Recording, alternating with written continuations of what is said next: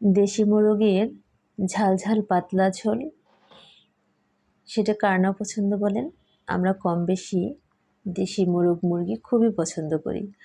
আর সেটা যদি হয় বাড়ির নিজেদের হাতের, তাহলে তো সেটার কোনো কথাই হয় না, সেটার স্বাদ দ্বিগুণ বেড়ে যায়। আসসালামু আলাইকুম, সোনিয়া কুকিং বিডি থেকে আপনাদের স্বাগতম।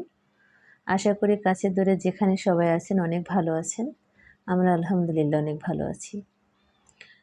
এখানে ভাই বোনের জন্য বাড়ি থেকে একটি মোরগ নিয়ে আসছে, আর সেই মোরগটা ভাইকে রান্না করে খাওয়াতে পেরে আমি অনেক খুশি। ভাই বোনের এই সম্পর্কটা, ভাই বোন যারা আছে তারাই এই সম্পর্কটা ফিল করেন। তাই এই যে রেসিপিটা, দেশি মোরগের যে পাতলা পাতলা লাল লাল আলু দিয়ে ঝোল, এই রেসিপিটা শেয়ার করবো আজকে আপনাদের মাঝে, কারণ এরকম মোরগ তো সবসময় সচরাচর পাওয়া যায় না, তাই শেয়ার করলাম। আশা করি সবার অনেক ভালো লাগবে। আমি এখানে দেশি মোরগটা কেটে পরিষ্কার করে ধুয়ে নিয়েছি। এটা বাড়ি থেকেই পরিষ্কার করে নিয়ে আসছিল। আমি এটাকে একটু পিস করে নিলাম আর পরিষ্কার করে ধুয়ে নিলাম। আর এই মোরগের ঝোলের জন্য যে মশলাটা আমরা বানাবো, যেটা আমরা মাংসর শেষে রান্না করার শেষে দেব, সেটা প্রস্তুত করে নেব। এখানে 4টি দারচিনি, 4টি এলাচ, 1টি তেজপাতা, 2টি লবঙ্গ আর কিছু পেঁয়াজ দিয়ে একটু হালকা ভেজে তারপরে আমি এখানে হাফ চামচ কাঁচা জিরা দিয়ে দিলাম। এই মশলাটা প্রস্তুত করে আমরা যদি পরে শিলপাটায় বেটে মাংসের শেষে দিই, তাই দেখবেন যে স্বাদ আরও দ্বিগুণ বেড়ে যায়। এখানে আমি 4-5টি আলু একটু কেটে ধুয়ে লবণ হলুদ দিয়ে একটু ভেজে নিলাম ওই তেলেই।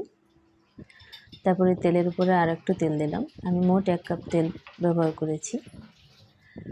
সরিষার তেল দিয়ে রান্নাটা করব।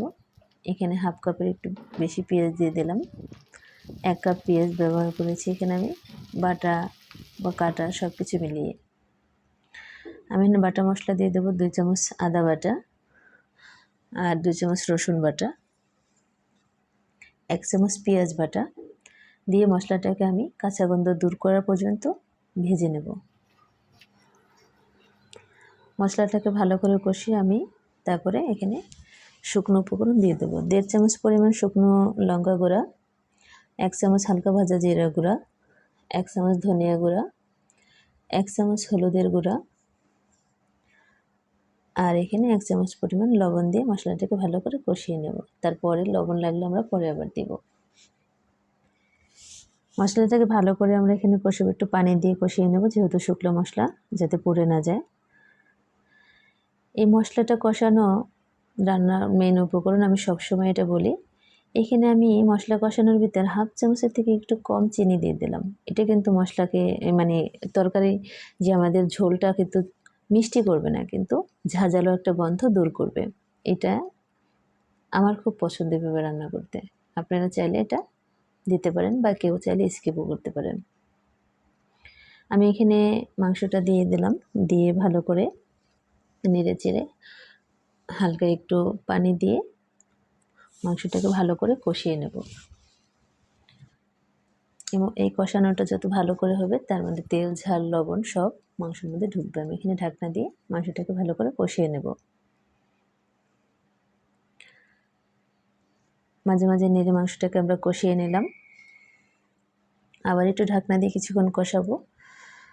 তারপরে আমরা, যেহেতু এটা দেশি মোরগ, একটু প্রেশার কুকারে 5 মিনিটের জন্য দিয়ে নেব। মাংসটা আমি প্রেশার কুকারে দিয়ে নিলাম। তারপরে আমি 2-3টা সিটি দিয়ে একটু রান্নাটাকে একটু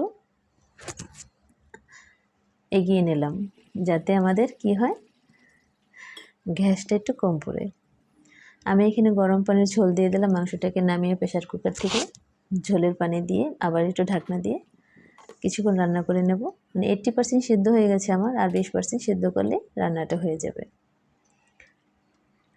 তারপর আমি এখানে যে আলুটা ভেজে রেখেছিলাম সেটা এখন দিয়ে দেব। আসলে একটু আলু না দিলে মাংসের ঝোলে দেখুন ভালো লাগে না, বাচ্চারা সবাই একটু আলু খোঁজে। তারপরে যে মশলাটাকে আমি ভেজে আগে তুলে রেখেছিলাম সেটা আমি শিলপাটায় বেটে এখানে দিয়ে দিলাম। এই যে মশলাটা, এটা দেওয়ার পরে মাংসর ঘ্রাণ স্বাদ অনেকাংশেই বেড়ে যায়। এইভাবে মশলা বানিয়ে একবার হলেও ট্রাই করে দেখবেন রান্নাটা, দেখবেন যে এর স্বাদ অনেক অংশেই বেড়ে যায়। তাই ভিডিওটি যদি ভালো লেগে থাকে আপনাদের, তাহলে একটি লাইক দিতে ভুলবেন না। আর যারা নতুন দেখছেন প্লিজ সাবস্ক্রাইব করে দেবেন, আর যারা অলরেডি করে দিয়েছেন তাদের অসংখ্য ধন্যবাদ। আর যারা ফেসবুক থেকে ভিডিওটি দেখবেন একটি ফলো বা লাইক দিয়ে দিতে পারেন। হয়ে গেল আমার দেশি মোরগের লাল লাল পাতলা ঝোল। তাই সবাই ভালো থাকবেন, সুস্থ থাকবেন। আবার দেখা হবে কোনো ভিডিওতে। আল্লাহ হাফেজ, আসসালামু আলাইকুম।